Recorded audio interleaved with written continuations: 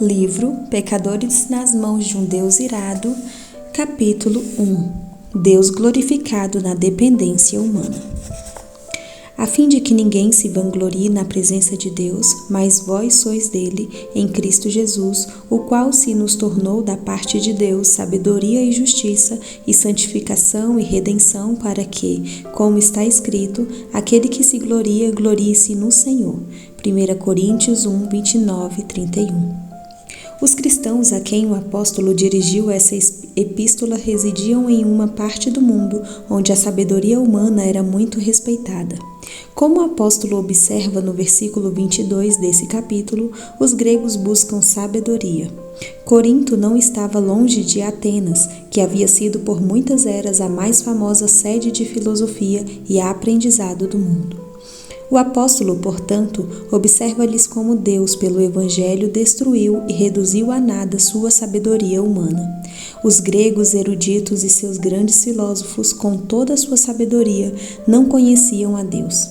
Eles não foram capazes de descobrir a verdade nas coisas divinas, mas depois de terem feito o máximo possível sem efeito, Deus agradou-se completamente em revelar-se pelo Evangelho, que eles consideravam loucura. Ele escolheu as coisas loucas do mundo para envergonhar os sábios e escolheu as coisas fracas do mundo para envergonhar os fortes. E Deus escolheu as coisas humildes do mundo e as desprezadas e aquelas que não são para reduzir a nada as que são. O apóstolo os informa que ele assim o fez no verso do texto, a fim de que ninguém se vanglorie na presença de Deus. Sobre isso podem ser feitas as observações a seguir. Primeiro, o que Deus visa na disposição das coisas no caso da redenção, a saber que o homem não se glorie em si mesmo, mas apenas em Deus, a fim de que ninguém se vanglorie na presença de Deus, para que, como está escrito, aquele que se gloria, glorie-se no Senhor.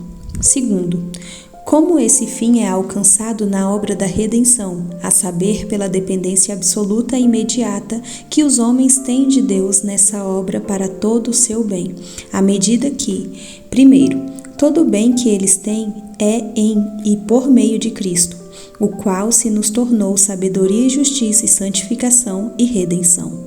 Todo o bem da criatura caída e redimida refere-se a essas quatro coisas e não pode ser mais bem distribuído do que nelas, mas Cristo é cada uma delas para nós. E não temos nenhuma delas senão nele, o qual se nos tornou, da parte de Deus, sabedoria. Nele estão todas as coisas e verdades excelências do entendimento. A sabedoria era algo que os gregos admiravam, mas Cristo é a verdadeira luz do mundo, e somente por ele que a verdadeira sabedoria é transmitida à mente. É em e por Cristo que temos justiça. É por estarmos nele que somos justificados, temos nossos pecados perdoados e somos recebidos como justos no favor de Deus. É por Cristo que temos a santificação. Temos nele a verdadeira excelência do coração e do entendimento, e ele a tornou inerente a nós, assim como a justiça imputada. É por Cristo que temos a redenção ou a libertação real de toda miséria, e a concessão de toda felicidade e glória. Assim temos todo o nosso bem por Cristo, que é Deus.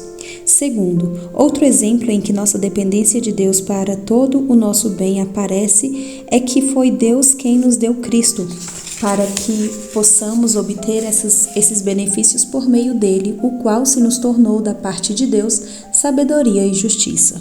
Terceiro, é por causa dele que estamos em Cristo Jesus e passamos a ter interesse nele, assim também recebendo as bênçãos que ele nos traz.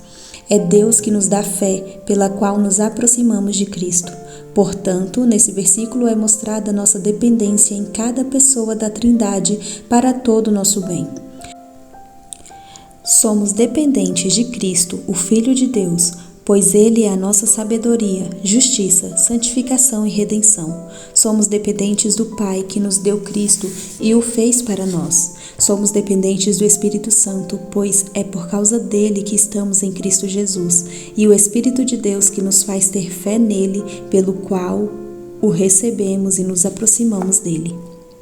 Doutrina.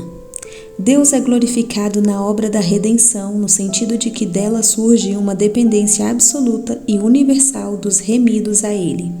Proponho aqui mostrar, primeiro, que existe uma dependência absoluta e universal dos redimidos a Deus para todo o bem deles. Segundo, que Deus, por essa afirmação, é exaltado e glorificado na obra da redenção. Existe uma dependência absoluta e universal dos remidos a Deus. A natureza e o artifício de nossa redenção são tais que os remidos são em tudo direta, imediata e inteiramente dependentes de Deus. Eles dependem dele para tudo e dependem dele de todas as maneiras. As várias maneiras pelas quais a dependência de um ser pode ter sobre o outro para o seu bem e em que os redimidos de Jesus Cristo dependem de Deus para todo o seu bem são estas, a saber, que eles têm todo o seu bem dele, que recebem tudo por meio dele e que têm tudo nele, que ele é a causa e a origem de onde vem todo o bem deles. Aí está o dele, que ele é o meio pelo qual o bem é obtido e transmitido. Aí está o por meio dele, e que ele é o próprio bem em si, que é dado e transmitido. Aí está o nele. Pois bem, aqueles que são remidos por Jesus Cristo em todos esses aspectos dependem muito direta e inteiramente de Deus para tudo. Primeiro, os redimidos recebem todo o seu bem de Deus. Deus é o grande autor disso. Ele é a causa primeira e não somente, mas é a única causa adequada. É de Deus que recebemos nosso Redentor. É Deus que nos deu um Salvador. Jesus Cristo não é apenas de Deus em sua pessoa, é o único Filho gerado de Deus. Mas Ele é de Deus por estarmos envolvidos nele e em seu ofício de mediador. Ele é o presente de Deus para nós. Deus o escolheu e o ungiu, o designou para sua obra e o enviou ao mundo. E como Deus é quem dá, então é Deus quem aceita o Salvador. Como é Deus quem providencia e dá o Redentor para conceder a salvação para nós, também é de Deus que a salvação é adquirida. Ele dá o comprador e a arca com as coisas compradas. É por meio de Deus que Cristo se torna nosso, que somos trazidos a Ele e unidos a Ele. É de Deus que recebemos fé para ficarmos próximos a Ele, para que possamos ter interesse por Ele, porque pela graça sois salvos mediante a fé, e isso não vem de vós, é dom de Deus. Efésios 2:8. É de Deus que realmente recebemos todos os benefícios que Cristo adquiriu. É Deus quem perdoa, justifica e nos livra de descer ao inferno. E é pelo favor dele que os redimidos são recebidos e feitos alvos dele, quando justificados. Portanto, é Deus quem nos livra do domínio do pecado e nos limpa de nossa imundície e nos tira de nossa deformidade. É de Deus que os redimidos de fato recebem toda a sua verdadeira excelência, sabedoria e santidade, e é por dois modos, a saber, segundo o Espírito Santo, por quem essas coisas são diretamente realizadas, são de Deus, procedem dele e são enviadas por ele. E também, como o próprio Espírito Santo é Deus, por cuja operação e habitação do conhecimento das coisas divinas e uma disposição santa, bem como toda a graça, são conferidas e sustentadas. Embora meios sejam usados para conferir graça às almas dos homens, ainda é de Deus que recebemos esses meios de graça e é Deus quem os torna eficazes. É de Deus que recebemos as Escrituras Sagradas. Elas são a palavra de Deus. É dele que temos ordenanças e sua eficácia depende da influência imediata do Espírito de Deus. Os ministros do Evangelho são enviados por Deus e toda a sua suficiência é dele. Segundo, temos, porém, este tesouro em vasos de barro para que a excelência do poder seja de Deus e não de nós. 2 Coríntios 4:7. O sucesso deles depende total e absolutamente da bênção e influência imediatas de Deus. Os remidos têm tudo. Ponto 1. Da graça de Deus. Foi por mera graça que Deus nos deu seu Filho unigênito. A graça é grande em proporção à dignidade e excelência do que é dado. O presente era infinitamente precioso porque era uma pessoa infinitamente digna, uma pessoa de glória infinita, e também porque era uma pessoa infinitamente próxima e querida de Deus. A graça é grande em proporção ao benefício que recebemos dele. O benefício é duplamente infinito, pois nele temos libertação de algo infinito, pois a miséria é eterna, e também recebemos alegria e glória eterna. A graça em conceder esses presentes é grande em proporção à nossa indignidade como recebedores. Em vez de merecer tal presente, merecemos muitíssimo pouco das mãos de Deus. A graça é grande de acordo com a maneira de dar, ou na proporção da humilhação e custo do método e dos meios pelos quais é elaborada a maneira de termos o presente. Ele o deu para nós, habitando entre nós. Ele o deu a nós encarnado ou em nossa natureza. Ele o deu a nós em nossa natureza nas enfermidades semelhantes que temos em nosso estado decaído e que nos acompanham e são causadas pela corrupção pecaminosa de nossa natureza. Ele o deu a nós em um estado inferior e afligido. E não apenas isso, mas nos deu imolado para que ele fosse um banquete para nossa alma. A graça de Deus em conceder esse presente é gratuita ao extremo. Deus não tinha a obrigação de concedê-la. Ele poderia ter rejeitado o homem caído, como fez com os anjos caídos. Nunca fizemos nada para merecê-la. Ela foi dada enquanto ainda éramos inimigos e ainda antes de nos arrependermos. Foi dada pelo amor de Deus, que não viu excelência em nós para atraí-la e não havia expectativa de sermos recompensados por ela. E é por pura graça que os benefícios de Cristo são concedidos a essas e aquelas pessoas em particular. Os que são chamados e santificados devem atribuir esse fato apenas à pura vontade da bondade de Deus, pela qual são distinguidos. Deus é soberano e tem misericórdia de quem terá misericórdia e endurecerá quem ele quiser endurecer. O homem agora tem uma dependência maior da graça de Deus do que tinha antes da queda. Ele depende da bondade de Deus muito mais do que antes. No passado, dependeu da bondade de Deus para a recompensa da perfeita obediência, pois Deus não era obrigado a prometer e conceder essa recompensa. No entanto, agora somos dependentes da graça de Deus por muito mais. Precisamos de graça não apenas para termos a glória, mas para ficarmos livres do inferno e da ira eterna. Sob a primeira aliança, dependíamos da bondade de Deus para recebermos a recompensa da justiça.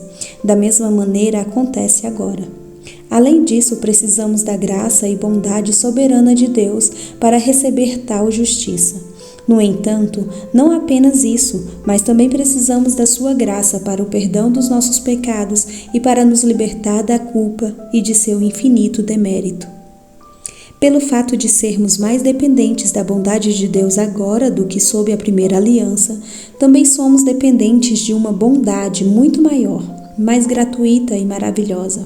Agora somos mais dependentes da vontade arbitrária e soberana de Deus. Estávamos em nosso primeiro estado dependentes de Deus para a santidade. Dele tinha nossa justiça original. Contudo, na época, a santidade não foi concedida de tal maneira pela vontade soberana como é agora. O homem foi criado santo, e pareceu bem a Deus tornar santa todas as criaturas racionais que ele criou. Teria sido uma depreciação para a santidade da natureza de Deus se ele tivesse feito uma criatura inteligente e profana. Mas agora, quando um homem é santificado, é por mera e arbitrária graça. Deus pode sempre negar santidade à criatura caída se ele quiser, sem depreciar nenhuma de suas perfeições. Não somos apenas de fato mais dependentes da graça de Deus, mas nossa dependência é muito mais visível, porque nossa própria insuficiência e desamparo em nós mesmos é muito mais evidente em nosso estado caído e inacabado do que era antes de sermos pecadores ou miseráveis. Aparentemente, somos mais dependentes de Deus para a santidade, porque somos primeiro pecadores. totalmente imaculados e depois santos. Assim a produção do efeito é sensata e a sua derivação de Deus mais óbvia.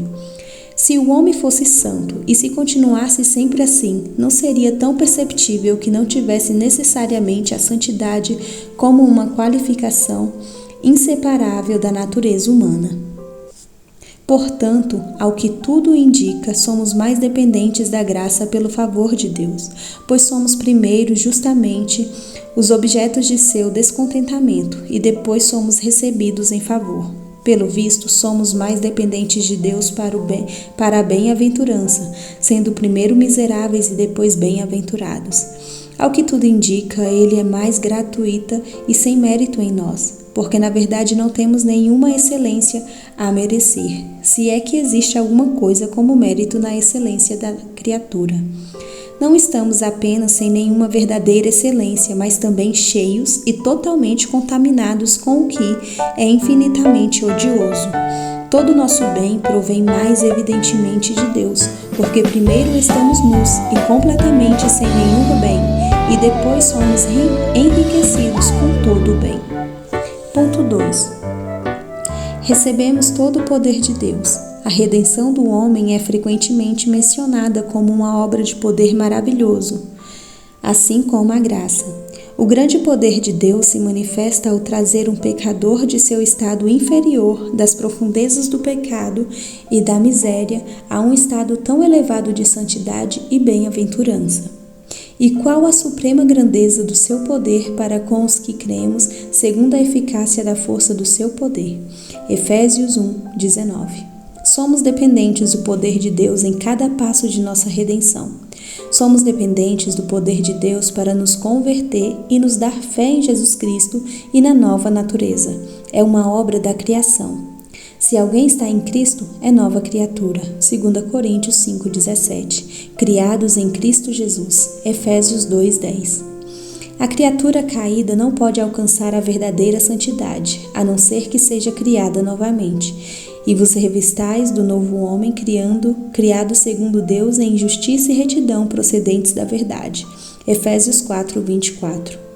É uma ressurreição dentre os mortos, no qual igualmente fostes ressuscitados mediante a fé no poder de Deus, que o ressuscitou dentre os mortos. Colossenses 2:12. Sim, é uma obra de poder mais glorioso do que a mera criação, ou de ressuscitar um corpo morto.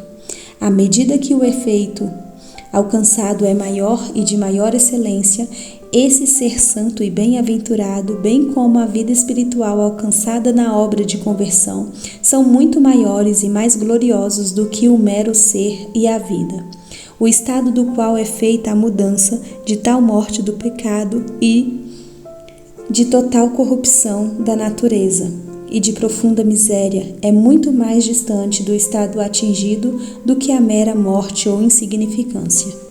É pelo poder de Deus também que somos preservados em um estado de graça, que somos guardados pelo poder de Deus mediante a fé para a salvação. 1 Pedro 1:5. Como a graça é primeiramente de Deus, assim é continuamente dele e é mantida por ele, assim como a luz na atmosfera permanece o dia inteiro a partir do sol, tanto na aurora quanto no decorrer do dia. Os homens dependem do poder de Deus para todo exercício da graça, para realizarem a obra da graça no coração, subjugarem o pecado e a corrupção, crescerem nos princípios sagrados, serem capazes de produzir frutos em boas obras e, finalmente, levarem a graça à perfeição, tornando a alma completamente à semelhança gloriosa de Cristo e preenchendo-a com uma alegria e bem-aventurança satisfatória, a fim de elevar o corpo, a vida e a um estado tão perfeito que seja adequado como morada e receptáculo para uma alma tão aperfeiçoada e abençoada. Esses são os efeitos mais gloriosos do poder de Deus que são vistos na série de atos dele em relação às criaturas. O homem dependia do poder de Deus em seu primeiro estado, mas agora é mais dependente de seu poder. Ele precisa do poder de Deus para fazer mais coisas por ele e depende de um exercício mais maravilhoso de seu poder. Foi um efeito do poder de Deus tornar o homem santo no início, mas é mais perceptível agora, porque há muita oposição e dificuldade no caminho. É um efeito mais glorioso do poder tornar santo aquele que era tão depravado e que está sob o domínio do pecado do que conferir santidade àquilo que antes não tinha nada em contrário. É uma obra de poder gloriosa resgatar uma alma das mãos do diabo e dos poderes das trevas e trazê-la para um estado de salvação, do que conferir santidade àquilo em que não havia predisposição ou oposição. Quando o valente e bem armado guarda a sua própria casa, ficam em segurança todos os seus bens. Sobrevindo, porém, um mais valente do que ele, vence-o, tira-lhe a armadura em que confiava e lhe divide os despojos. Lucas 11, 21, 22. Portanto, é uma obra de poder mais glorioso sustentar uma alma em um estado de graça e santidade, levando-a até que seja trazida à glória, quando ainda há muito pecado resistindo no coração e Satanás com todo o seu poder de oposição, do que teria sido impedir o homem de cair a princípio, quando Satanás não tinha nada com o homem. Assim, mostramos como os redimidos são dependentes de Deus para todo o seu bem, pois recebem tudo dele. Em segundo lugar, eles também dependem de Deus para tudo, pois recebem tudo por meio dele. É Deus que é o meio disso, assim como é o autor e a fonte. Tudo o que temos, sabedoria e perdão do pecado, livramento do inferno, aceitação no favor de Deus, graça e santidade, verdadeiro consolo e bem-aventurança, vida e glórias eternas, recebemos de Deus por um mediador. E esse mediador é Deus, mediador de quem temos absoluta dependência, pois é por meio dele que recebemos tudo. Portanto, aqui está outra maneira pela qual temos nossa dependência de Deus para todo o bem. Deus não apenas nos dá o mediador, aceitando sua mediação, e de seu poder e graça concede as coisas compradas pelo mediador, mas também ele é o mediador. Nossas bênçãos são o que temos por compra, e a compra é feita por Deus. As bênçãos são compradas por Ele, e Deus dá o comprador, e não apenas isso, mas Deus é o comprador. Sim, Deus é o comprador e o preço, pois Cristo, que é Deus, comprou essas bênçãos para nós, oferecendo a si mesmo como preço de nossa salvação. Ele comprou a vida eterna pelo sacrifício de si próprio, a si mesmo se ofereceu. Hebreus 7, 27. E se manifestou uma vez por todas, para aniquilar pelo sacrifício de si mesmo o pecado. Hebreus 9, 26. De fato, foi a natureza humana que foi oferecida em sacrifício, mas era a mesma pessoa com o divino e, portanto, era um preço infinito. Foi avaliado como se Deus tivesse sido oferecido em sacrifício. Portanto, como temos nosso bem por meio de Deus, temos uma dependência dele em um aspecto que o homem em seu primeiro estado não tinha. Naquela situação, o homem deveria ter vida eterna por meio de sua própria justiça, de modo que tivesse parcialmente uma dependência do que havia em si mesmo, pois temos uma dependência daquilo por meio do qual temos por nosso próprio bem. Assim como daquilo que temos, embora a justiça da qual o homem dependia provinha de fato de Deus, ainda assim era sua, era inerente a ele, de modo que sua dependência não era tão imediata em Deus. Mas agora a justiça da qual dependemos não está em nós mesmos, mas em Deus. Somos salvos pela justiça de Cristo. Ele é feito justiça para nós, sendo assim profetizado em Jeremias 23, 6. Sobre o nome do Senhor, justiça nossa. Na medida em que a justiça pela qual somos justificados é a justiça de Cristo, é a justiça de Deus, para que nele fôssemos feitos justiça de Deus. 2 Coríntios 5, 21. Assim, na redenção, não recebemos apenas todas as coisas de Deus, mas por e por meio dele. Todavia, para nós há um só Deus, o Pai, de quem são todas as coisas e para quem existimos, e um só Senhor Jesus Cristo, pelo qual são todas as coisas, e nós também por ele. 1 Coríntios 8, 6. Terceiro, Os redimidos têm todo o seu bem em Deus. Nós não apenas o temos dele e por meio dele, mas o bem consiste nele. Ele é todo o nosso bem. O bem dos redimidos é objetivo ou inerente. Por seu bem objetivo, quero dizer esse objeto intrínseco em cuja posse e gozo eles são felizes. O seu bem inerente é a excelência ou prazer que está na própria alma em relação aos quais os redimidos têm todo o seu bem em Deus. Ou, o que é a mesma coisa, o próprio Deus é todo o seu bem. Os redimidos têm todo o seu bem objetivo em Deus. O próprio Deus é o grande bem de que tomam posse e que o fortalece pela redenção. Ele é o bem maior e a soma de todo o bem que Cristo comprou. Deus é a herança dos santos. Ele é a porção de suas almas. Deus é sua riqueza e seu tesouro, seu alimento, vida, morada, ornamento e diadema, e eterna honra e glória. Eles não têm ninguém no céu além de Deus. Ele é o grande bem pelo qual os redimidos são recebidos na morte e pelo qual devem ressuscitar no fim dos dias.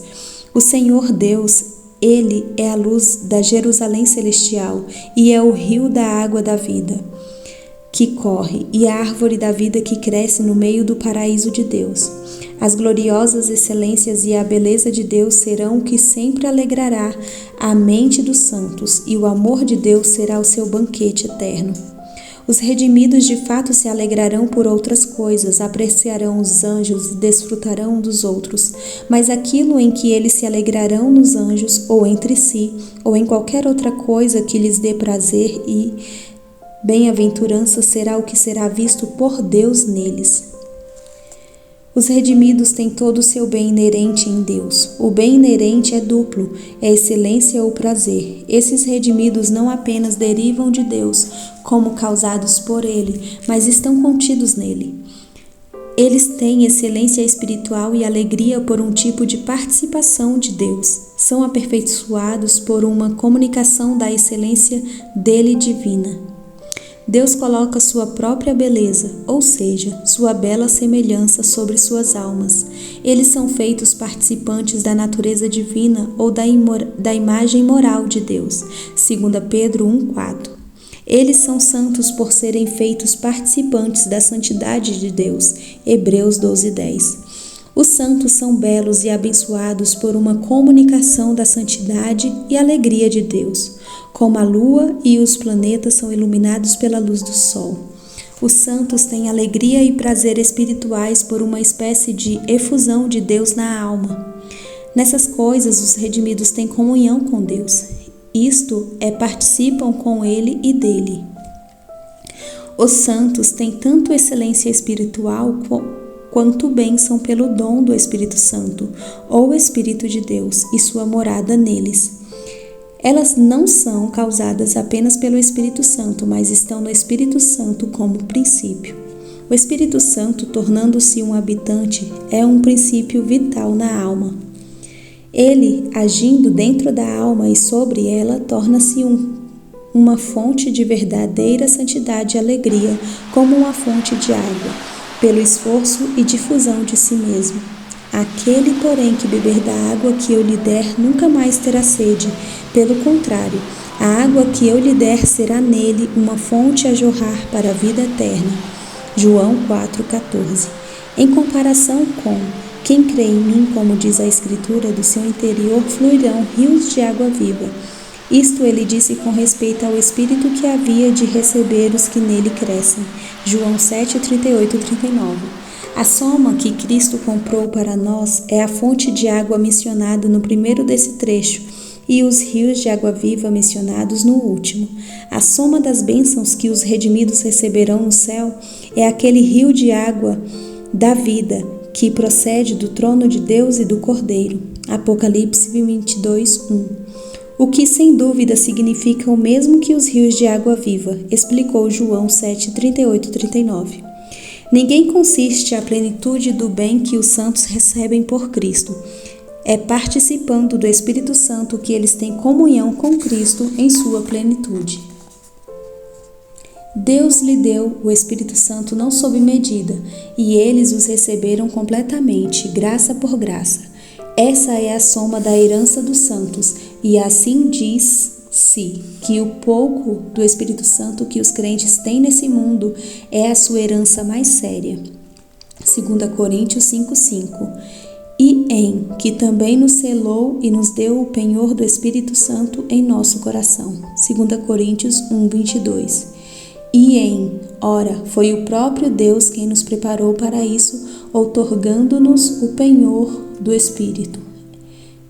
Fostes selados com o Espírito Santo da promessa, o qual é penhor da nossa herança até a redenção da sua propriedade. Efésios 1:13 e 14. O Espírito Santo e as coisas boas são mencionadas nas Escrituras como o mesmo, como se o Espírito de Deus comunicado à alma compreendesse todas as coisas boas. Quanto mais vosso Pai, que está nos céus, dará boas coisas aos que lhes pedirem. Mateus 7:11. Enquanto mais o Pai Celestial dará o Espírito Santo àqueles que lhe o pedirem. Lucas 11:13. Essa é a soma das bênçãos que Cristo morreu para obter e que são o objeto da promessa do Evangelho, fazendo-se Ele próprio maldição em nosso lugar, a fim de que recebêssemos pela fé o Espírito prometido. Gálatas 3:13 e 14. O Espírito de Deus é a grande promessa do Pai. Eis que envio sobre vós a promessa de meu Pai. Lucas 24:49. O Espírito de Deus, portanto, é chamado o Espírito da promessa. Efésios 1:13. Essa promessa Cristo recebeu e foi entregue em suas mãos assim que terminou a obra de nossa redenção, para conceder a todos que havia redimido, exaltado, pois a destra de Deus, tendo recebido do Pai a promessa do Espírito Santo, derramou isso que vedes e ouves. Atos 2:33. De modo que toda santidade e bem-aventurança dos redimidos está em Deus. Esta está nas comunicações, na habitação e na atuação do Espírito de Deus. Santidade e bem-aventurança estão nos frutos, aqui e no futuro, porque Deus habita neles e eles em Deus. Assim é o Deus que nos deu o Redentor, e é dele que nosso bem é comprado. Assim é Deus que é o Redentor e o preço, e é Deus também que é o bem comprado, de modo que tudo o que temos é de Deus, por meio dele e nele. Romanos 11:36. Porque dele, por meio dele e para ele são todas as coisas. A ele, pois, a glória eternamente. Romanos 11:36. O mesmo termo no grego que aqui é trazido por para ele e trazido por ele em 1 Coríntios 1:5. Deus é glorificado na obra da redenção por este meio, ou seja, por haver uma dependência tão grande e universal dos redimidos a Ele. O homem tem tanto maior oportunidade e obrigação de considerar e reconhecer as perfeições e toda a suficiência de Deus. Quanto maior a dependência das perfeições de Deus e maior a preocupação que ele tem com elas, tanto maior a ocasião em que as observa.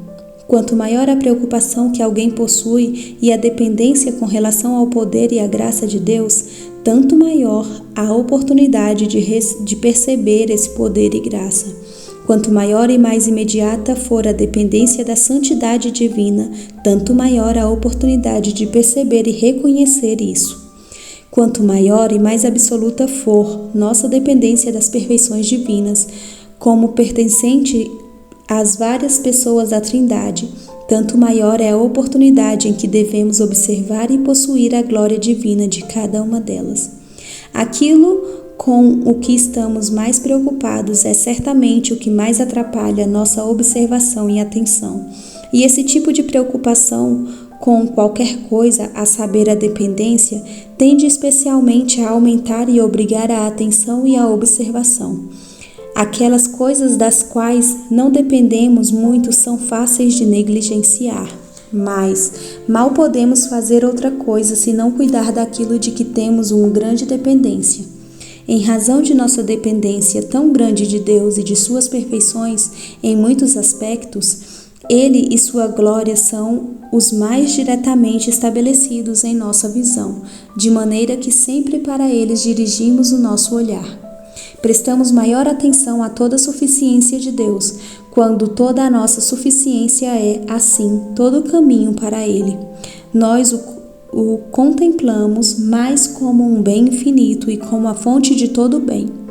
Essa dependência de Deus demonstra toda a suficiência de Deus. Quanto mais dependência da criatura estiver em Deus, tanto maior o vazio da criatura em si se demonstra. E quanto maior o vazio da criatura, maior a plenitude do ser que a provê. O fato de termos tudo de Deus mostra a plenitude de seu poder e graça. O fato de termos tudo por meio dele mostra a plenitude de seu mérito e dignidade. E o fato de termos tudo nele demonstra sua plenitude de beleza, amor e bem-aventurança. Os redimidos por causa da grandeza de sua dependência de Deus não têm apenas maior oportunidade, mas a obrigação de contemplar e reconhecer a glória e a plenitude de Deus. Quão irracionais e ingratos seríamos se não reconhecêssemos a suficiência e a glória das quais absoluta, direta e universalmente dependemos. Aqui é demonstrado o quão grande a glória de Deus é quando considerada comparativamente ou em comparação com a da criatura. Pelo fato de a criatura ser totalmente e universalmente dependente de Deus, parece que a criatura não é nada e que Deus é tudo. Nisso se evidencia que Deus está infinitamente acima de nós, que a força, a sabedoria e a santidade de Deus são infinitamente maiores que as nossas. Por maior e mais glorioso que a criatura compreenda que Deus seja, ainda assim, se ela não sentir a diferença entre Deus e ela, para ver que a glória de Deus é grandiosa comparada à sua, ela não estará disposta a dar a Deus a devida glória ao seu nome. Se a criatura, em qualquer aspecto, se coloca no mesmo nível de Deus ou se exalta a qualquer competição com Ele, ainda que possa compreender que grande honra e profundo respeito podem ser dadas a Deus por aqueles que são mais inferiores, estando a uma distância maior, ela não terá tanta consciência de sua dívida para com Ele. Quanto mais os homens se exaltam, menos certamente estarão dispostos a exaltar a Deus. Com certeza, algo que Deus almeja na disposição das coisas no que diz respeito à redenção, se permitirmos que as Escrituras sejam uma revelação da mente de Deus, é que Deus apareça pleno e o homem em si mesmo vazio, que Deus apareça por completo e o homem nada. O desígnio declarado de Deus é que outros não se gloriem em sua presença, o que implica que esse é o seu objetivo de promover sua própria glória comparativa. Quanto mais o homem se gloria na presença de Deus, tanto menos a glória é atribuída a Deus.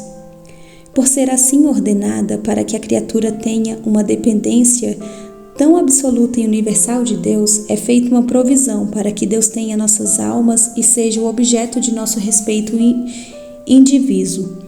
Se tivéssemos nossa dependência dividida entre Deus e outra coisa, o respeito do homem seria dividido com aquelas coisas diferentes das quais dependia. Assim seria se dependêssemos de Deus apenas para uma parte do nosso bem, e de nós mesmos ou de algum outro ser para outra parte, ou se tivéssemos o nosso bem somente de Deus e por meio de outro que não fosse Deus e em outra coisa distinta de ambos, nossos corações estariam divididos entre o bem em si e aquele de quem e por quem o recebemos. Mas agora não há ocasião para isso, sendo Deus não apenas aquele a partir do qual ou de quem temos tudo de bom, mas também por meio do qual e daquele que é esse bem em si, que temos dele e por meio dele, a fim de que, o que quer que exista para atrair a nossa consideração, a inclinação ainda estará diretamente voltada a Deus, tudo se unindo a Ele como o centro. Aplicação. Primeiro, podemos observar aqui a maravilhosa sabedoria de Deus na obra da redenção. Deus fez o vazio e a miséria do homem, seu estado inferior, pedindo e arruinado, no qual ele afundou na queda, uma oportunidade do maior avanço de sua própria glória. Como de outras maneiras, e particularmente nessa, agora existe uma dependência muito mais universal e evidente do homem em relação a Deus. Embora Deus tenha prazer em tirar o homem daquele abismo sombrio de pecado e angústia no qual havia caído, e em extraordinariamente exaltá-lo em excelência e honra, e em um alto tom de glória e bem-aventurança, a criatura não tem nada, em nenhum sentido de glória. Toda a glória evidentemente pertence a Deus. Tudo depende de uma simples, mais absoluta e divina dependência do Pai, Filho e Espírito Santo. E cada pessoa da Trindade é igualmente glorificada nesse trabalho. Existe uma dependência absoluta da criatura de todos para todos. Tudo é do Pai, tudo por meio do Filho e tudo no Espírito Santo. Assim, Deus aparece na obra da redenção como tudo em tudo. É adequado que aquele que é e não existe mais deva ser o Alfa e o Ômega, o primeiro e o último, o todo e o único nessa obra.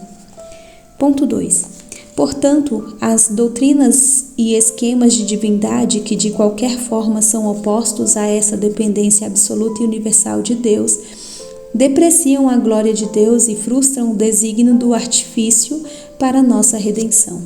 Os esquemas que colocam a criatura no lugar de Deus em qualquer um dos aspectos mencionados, que exaltam o homem no lugar do Pai, Filho ou Espírito Santo, em qualquer coisa referente à nossa redenção, que por mais que possam permitir uma dependência dos redimidos em Deus, ainda negam a dependência que é tão absoluta e universal, que possuem toda a dependência de Deus para algumas coisas, mas não para outras. Aqueles que confiam em Deus para o dom e aceitação de um Redentor, mas negam uma dependência tão absoluta para a obtenção de um interesse no Redentor, que uma dependência absoluta do Pai por dar seu Filho, e do Filho por realizar a redenção, mas não uma dependência tão completa do Espírito Santo para a conversão em um ser em Cristo, obtendo assim obter um título para seus benefícios.